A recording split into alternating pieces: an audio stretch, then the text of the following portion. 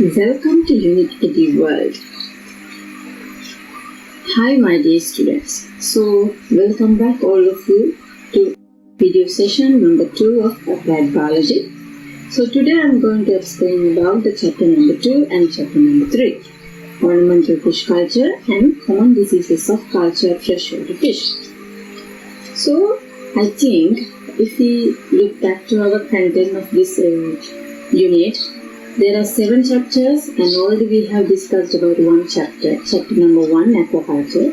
So if you didn't refer this chapter before, so you can go to the link that you can find it from our description below and refer the video session and get the knowledge of aquaculture, then come back to the chapter number 2 and chapter number 3. So let's see.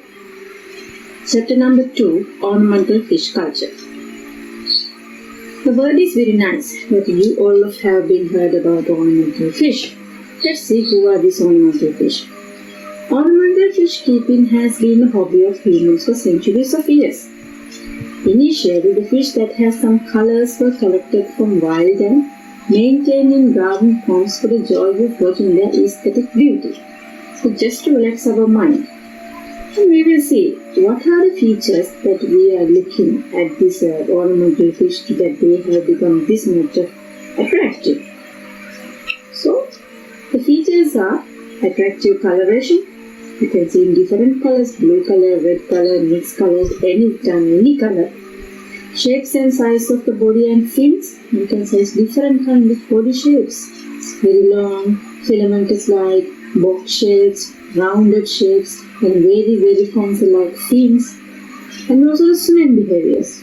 So we have enjoyed these behaviors. Even the little kids, they are fast swimmers, slowing swimmers, swimming like wave patterns. And the next character is ability to live under captive condition. This is also a very good feature because if they not able to live under captive condition, we cannot wear them inside house. And also finally, adaptability to live in little spaces. You might have seen that we can see in ornamental fish in the little water bowl. So these are some of the examples for ornamental fish. You can see very fancy, nice, attractive body colors and shapes. So that's why we are using these little guys for our mind relaxation and as a hobby. So let's see. Why people keep fish in their homes for a variety of reasons, such as for decoration, children's education, enjoyment, relaxation of elderly or health-affected individuals, prosperity and fortune of home occupants, and to collect rare species and even to propagate them. So, let's see. Species that are commonly used in freshwater ornamental fish culture in Sri Lanka. In Sri Lanka, because our country is an island, so we have a lot of indigenous and endemic fish species. A lot of them are very beautiful and bright. So, most of them now we are using as ornamental fish. So, here are some examples. Guppy. Here you can see nice tails of guppies, very small fish with nice, very coral fin. And angelfish, you might have seen them very much friendly and familiar. And black molly, swordtail, they have a sword-like tail. And discus, this body shape is like a disc. And platy, Siamese fighting fish, see the nice fin appearance, very nice. And kissing gourami, because they just all the time with male and females are behaving like this. And goldfish, this is a very common ornamental fish, and koi carps. So now we just look back about the ornamental fish. Now, if we want to keep ornamental fish in our home or in our office or any other where, we must have an aquarium. So this is the place we are going to keep this fish. So let's now see scientifically what is an aquarium. An aquarium can be defined as a container that is designed to hold water in which living organisms can be maintained over an extended period of time. So, aquaria vary tremendously in size shape and design ranging from a single bottle containing some water to a multi-million liters commercial exhibit tanks. So, if you go to foreign countries like Singapore, Malaysia, Thailand, you can see these kind of big aquariums. So there are not only freshwater, but there are marine fishes also are there, very big aquariums. But if you see to office or any small house, you can see this kind of small bowl also. This is also an aquarium, but in shape is different and size is different. So our next target, we are not going to talk about large aquariums, but we have to be very well familiar with the home aquarium. So we will see now how to maintain such a home aquarium. There are activities that should be carried out daily, weekly, fortnightly and monthly in order to maintain environmental conditions. So simply we can call those things as water quality parameters within the optimum range for the fish kept in an aquarium. So, provisions of correct nutrition and maintenance of water quality within optimum ranges contribute for the well-being and health management of fish kept in an aquarium. If we can manage these conditions, our fish in aquarium will be healthy. So, we have to do the practice daily, weekly, fortnightly and monthly. First we look at daily. Okay, let's see what are the routines we have to follow in daily. Feed the fish with a nutritionally balanced diet following a correct feeding regime. Check on the status of healthy while feeding and remove the affected individual from keeping in another tank or basin. So, how are we going to identify the affected individuals? If we look at the behavior of the fish, if we can identify any kind of abnormal behavior, or if they are not feeding, and if they lay one side of the tank, or they are trying to scrape their body into the tank force, so these are some kind of abnormal behaviors that we can guess that this fish is not in good health. So, other one is allowing fish to adapt to the changing intensity of light. So this thing we can do, practice. We have to, if we are keeping the tank inside our room, so before we are going to switch on the light, first we have to switch on the light of the tank. Then after some time we will switch on the light of our room. So when we are going to switch off the light, first we switch off the light of the tank for some time, then we are switching off the light of our room. So, meanwhile, they will adapt to this light intensity change. So, the fish can be adapted to the environment and they can be healthy. Okay, so next, weekly. No any so much routine, just fish should not be fed on 1 day per week. So, they have to be must fed daily, but except in some occasions, good fish fry and finger this, we are not following the daily routines. They have some special dietary schemes. And fortnightly means within 2 weeks. First you have to switch off aeration, then stir up gently the surface of the rooting medium, spread excess algal growth, and siphon off the debris and replace the volume siphoned out with fresh water. So when you are replacing the volume with fresh water, you have to choose dechlorinated, deionized water to fill the tank and switch on aeration. In this way, by fortnightly, we have to remove the debris which are coming from fish as excretory product and replace the volume that we have removed from the tank. So monthly, so now we have to do some hard work. Take out some water from the aquarium into a basin or another tank or bucket. Collect the fish carefully using hand net and introduce them into the basin, tank, bucket and arrange aeration to it. So we are not going to use new water to introduce this fish into bucket or tank because they already adapted to the water which was in the tank. So we have to take some portion from that tank water. That water is the ideal water for the fish. So we should not put them into the new water. We must have to put them back to the tank water that we used earlier. Next, we are going to tank again. Now fish are in a safe condition in another tank or any bucket. Rinse rooting medium. So rooting medium means that we kept a medium for the fish under the tank is a bottom. So we have to rinse the bottom gravel very well. So clean all the excretory materials of fish. And remove the aeration tube from the airlift. Split off any deposit from the opening and clean, scrape off air diffuser strong. So we have to deconnect the airlift and the aeration tubes and clean all the tubes and other diffuser stones very well and replace it. And suck out the accumulated debris. We can use tube to do this function, so like a cycling. So remove all the debris and polluted water. Then clean the terminals of light source, because light source must have to be cleaned properly. There might be some pathogens or some unwanted things around the light source, and light might not be come properly, so we have to clean the light source.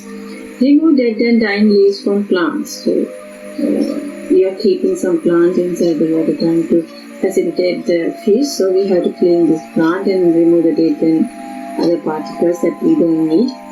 Then rearrange the filter plates and fill the aquarium halfway with clean fresh water. Age aerated tap water. Age aerated tap water means we are not introducing the direct tap water to the tank. If we are going to use tap water, first we have to fill tap water into the bucket and keep 2, 3, 4 days. It depends on the chlorinate level of the water to it be well oxygenated and dechlorinated. Then we are introducing this water into the tank. Finally, we have to reintroduce the fish with the water and then fill the aquarium to the original level of water using the aged clean fresh water. So now we are reintroducing back to the the fishes that we kept somewhere with the water. So this is what the procedure we have to follow monthly to keep our aquarium good condition and the fish to be healthy. So we'll see now how an aquarium could go wrong and how to overcome it. What will be the possibilities and what will be the conditions and how we are going to overcome these things. First thing is equipment failure. This thing is happen to the aeration machines. If electricity drops, aeration machine can be stopped. So we have to check aeration machine regularly, and if we have to check whether bubbling is coming, whether fishes are suffering from any kind of suffocating problems. And excessive algal growth. This thing is happening due to the light intensity which will fall to the aquarium. If the intensity is high, there is chance to grow green algae. If the intensity is low, there is chance to grow the brown algae. So we have to maintain the light intensity to keep our aquarium in good condition. Third one, poor water quality. So water quality can be any time get poor because of the excretory materials of fish and the plants we are using in the aquarium. So time to time we have to check water quality and keep aquarium clean. Finally, occurrence of disease. So this thing we can identify, check for any abnormal behavior of fish, or check whether present parasites on fish or any symptoms of a disease. So if we look to a fish, if we can find they are healthy, they will behave normally. If they behave a little bit abnormal, like scratching their body into the walls of the aquarium, so that means they have something to remove from the ice stream. This might be some external parasite, or they have some mucus around their gills, around their fins, around their mouth region. So that might be a reason for a bacterial infection. In this way, we can identify whether any disease is present in our aquarium or not. In our next chapter, we are going to discuss about the infectious diseases, and you can identify what are the symptoms when a fish having a infectious disease. So this is the end of the chapter number 2. Now we will look to the chapter number 3. So these two chapters are united chapters. So chapter number 3, common diseases of cultured freshwater fish. Ornamental fish kept in aquaria are susceptible to numerous diseases. Some of the diseases are infection and some are non-infections. If we look at these figures, you can see some fishes are suffering from different kind of diseases. See here we can see white color dot like appearance. So this is one kind of disease, and here like a wound place, and here there are some attachments like external parasites. These are the different kind of infectious diseases that our fish will be suffering in our aquarium, so we have to be careful. So infectious diseases: invasion of fish tissues by a disease-causing agent. It can be a pathogenic virus, a bacterium, fungus, an obligatory or opportunistic parasite. Multiplication of eating on fish tissues and increasing its population may lead to the development of an infectious disease in ornamental fish.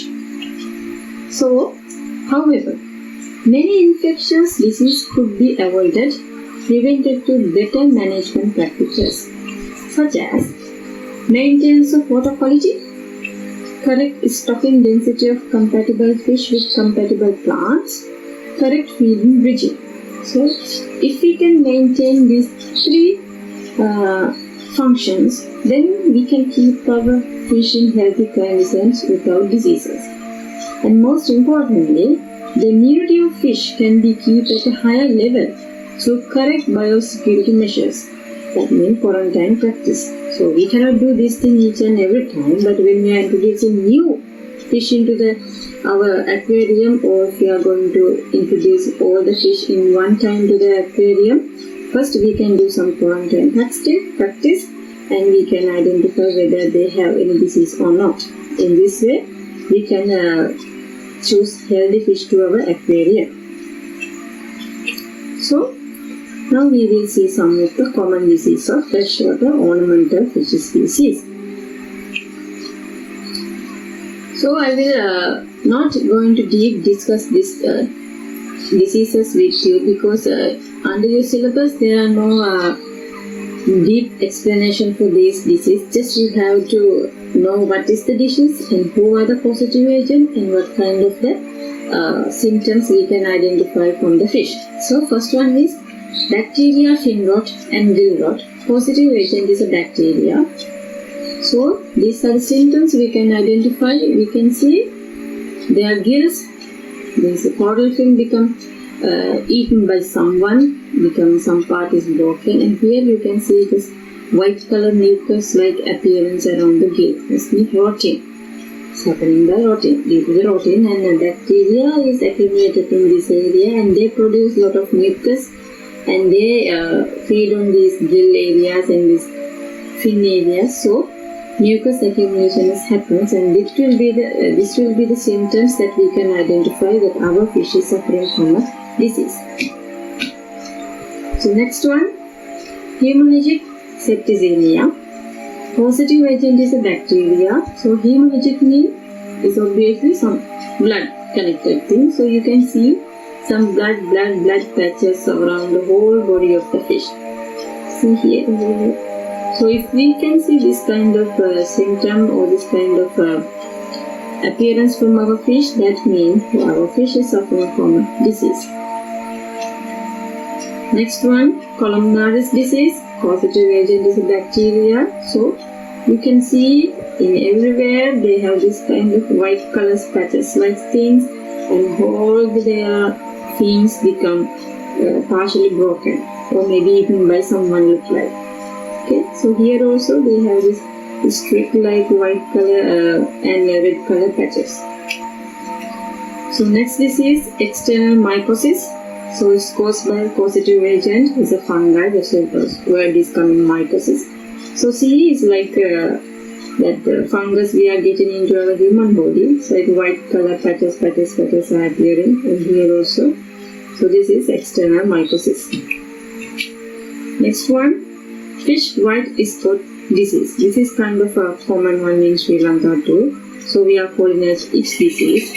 Positive agent is a unicellular external obligatory parasite. So you can see easily this kind of white color dot appearance all around the body surface. See here also, it clearly appearance, but when these things are appearing, the fish cannot move properly. They all the time trying to grab to the aquarium wall to remove these spots. Next one, trichotillomatosis.